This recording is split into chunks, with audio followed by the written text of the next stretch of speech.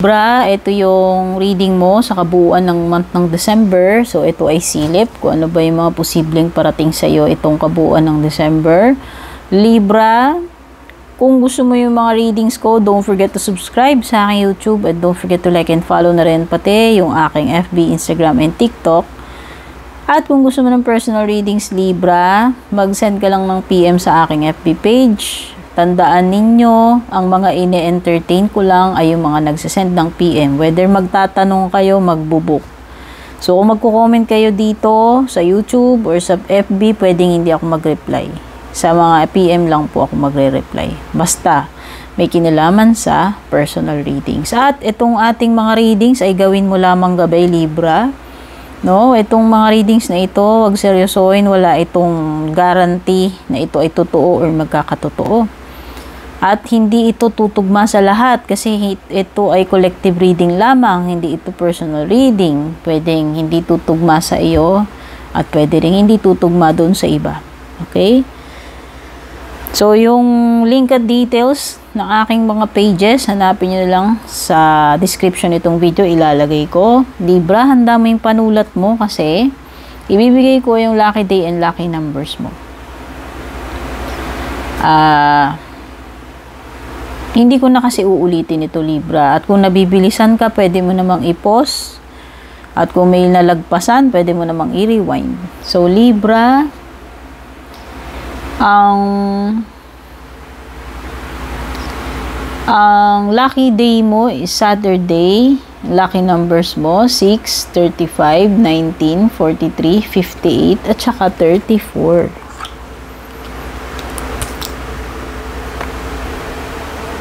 Yan, i-cross out ko na kasi meron akong listahan dito. Sinulat ko yan eh. Okay, Libra, kunin muna natin yung overall energy mo.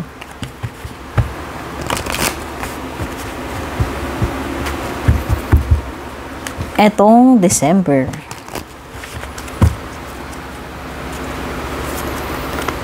Ay, ganda, Libra. Sana tuloy-tuloy na, oh.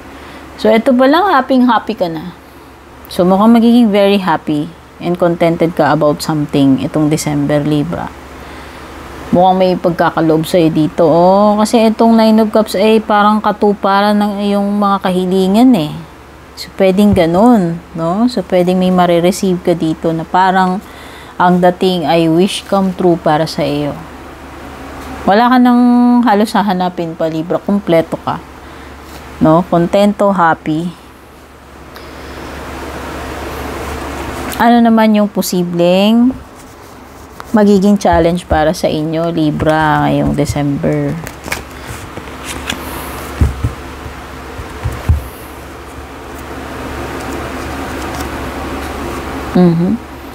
So, mukhang ang challenge sa iyo is si Fire Sign, Gemini, Aries.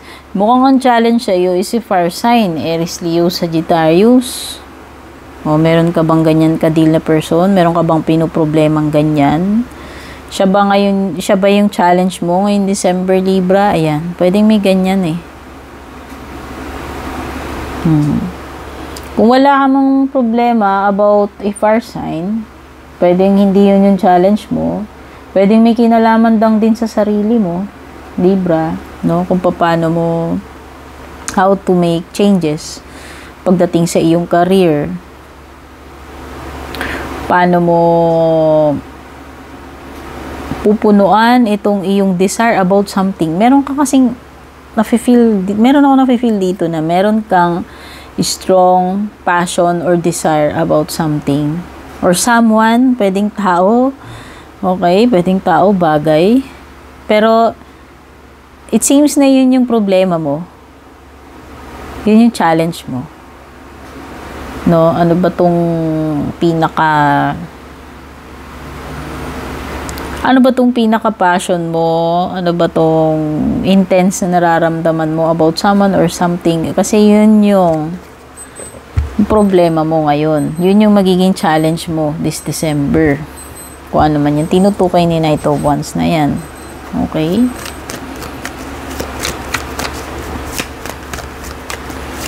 Paano mo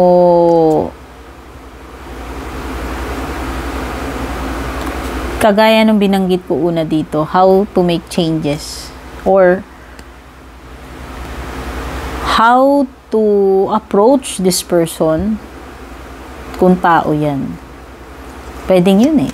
Pwedeng may matindi kang, yun nga, yung passion or nararamdaman dito sa bagay na to o tao na to, pero yun nga yung problema mo. Hindi ko alam kung pagdating ba sa expression, pagdating sa execution, yung dapat mong gawin, yung ba yung problema mo, okay, or yung problema mo mismo kung anong nararamdaman mo, no, Libra, hindi ko alam. Ikaw ang makakaalam niyan. So, ano naman yung posibleng blessing? So, kung yan yung challenge mo, ano naman yung posibleng blessing mo ngayong December? Okay, your blessing is the King of Pentacles. So, pwedeng Taurus energy. Taurus, Virgo, Capricorn, sorry. Earth sign, no? Pwedeng siya yung blessing mo. Hindi ko alam, pero parang may dalawang tao dito. Kung tao yung mga pinag-uusapan dito sa sitwasyon mo, ha? Kung ang challenge mo is si fire sign, ang blessing mo naman si earth sign. Okay, so, okay, now I see. Passion versus practicality. Function, no? Yan. Yan yung naglalaban dito kasi ang pinaka-challenge mo is your passion. Yung gustong-gusto mong gawin, yung matinding emotion mo, feeling mo, passion mo about something or someone, pero yun yung problema mo, challenge mo. Pero when it comes to your blessing is pagiging practical, pagiging business-minded. If we are talking about yung sarili mo, ha? Pero if we are talking about people, yun nga yung binanggit ko. Pwedeng ang challenge mo is si fire sign, tapos ang blessing mo naman is si earth sign. Pero kung ang pinag-uusapan dito ikaw, yung mga energies mo, yun na nga, ang naglalaban dito yung kung ano yung passion mo, intense na gusto mong gawin, or yung pagiging practical. No? So, kung hindi mo man magawa yung pinaka-passion mo, yung bugso ng damdamin mo dito, yung idinidikta ng puso mo, inspirasyon mo, at least, pagdating sa mga practical na bagay, yun yung magbibigay sa iyo ng fulfillment. Yun yung grasya mo, yun yung blessing mo. Okay? So, pwedeng you are lacking pagdating sa passion, pero namumutik-tik ka naman pagdating sa praktikalidad, sa pagiging stable, pagdating sa financial, sa kabuhayan mo, sa material. O, diba? So, depende na lang kasi ano mas importante sa iyo eh. Susundin mo ba itong passion, pero, o yung pagiging practical na lang. O yun yun. Pero basta, ito yung blessing mo. Pera yan, So, pwedeng ang naglalaban dito halimbawa, passion mo, yung gusto mong gawin dati pa, yung true love mong gawin, pero parang ang nangingibabaw dito or nagbibigay naman ng comfort sa'yo is itong job mo na nag-earn ng decent, no? Kumpara dito sa bagay na gustong-gusto mong gawin, pero pwedeng hindi ka naman magiging komportable dyan or hindi ka naman yayaman dyan o alam mo yun. So, yan. So, ewan ko, sana na-explain ko mabuti, So, ano naman yung posibleng susunod para sa iyo, Libra? Depende na kasi sa iyo kung ang paningin mo dyan hindi blessing pero yan yung lumilitaw sa blessing mo, Libra Gaya nga ng sabi ko, kung ikaw yan o yung mga taong babanggit ko kanina, ano naman yung pwedeng susunod para sa iyo, Libra, itong December? 8 of Wands, opportunities. You have to think on your feet, Libra. Mukhang mabilis to. Dadaan lang mabilis. So, dapat ready ka. Kaya mong sumabay. Flexible, mabilis, alisto, wag babagal-bagal.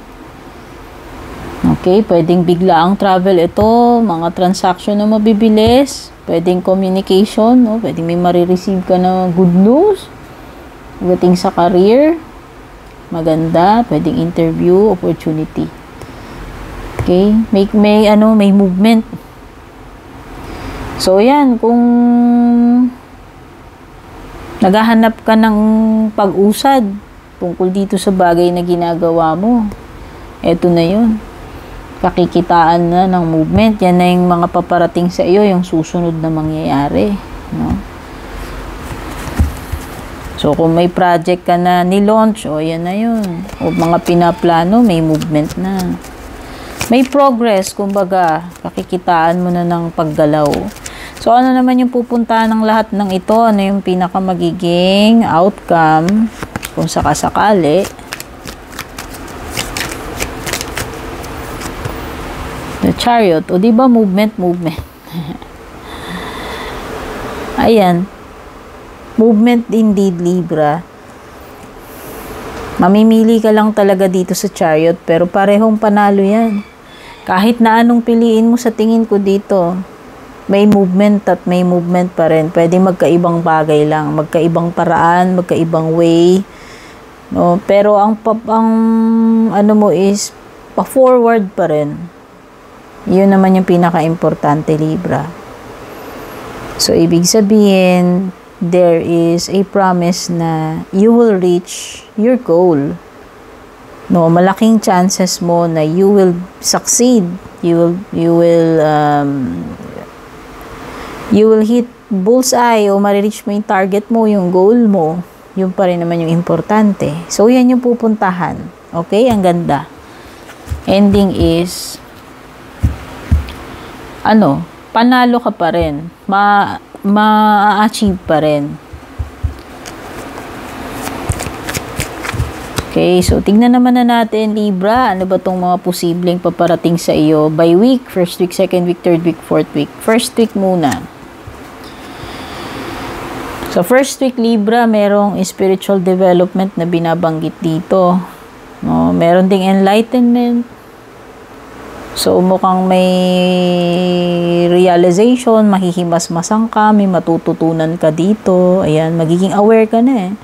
So, finally, maiintindihan mo na kung ano man itong bagay na tinutukoy ng torch. Kumbaga, mag-gain ng clarity about something. Ayan, torch. Magkakaroon ng kaliwanagan. First week. Second week, Libra. Wow, no home, no attitude. So, pwedeng may paglipat. Movement dito. Paglipat, Libra, whether literal na lilipat ka ng tirahan o any kind ng paglilipat, like paglilipat ng trabaho, paglilipat ng partnership, ayan, pwedeng meron ditong bagong environment, bagong lilipatan, no? Basta may paglilipat, second week. Third week naman, you have an exciting event. Uy, Libra, ano to?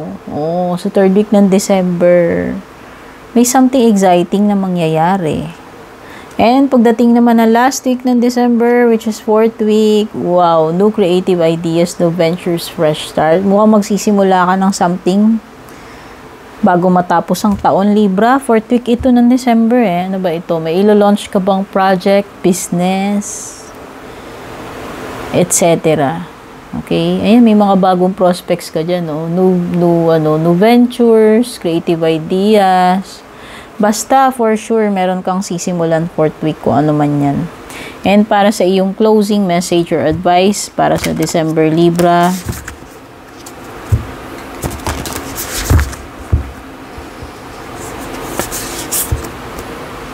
open your heart to joy. Wow! Meron talagang hindi lang exciting yung darating sa iyo, Libra, itong December.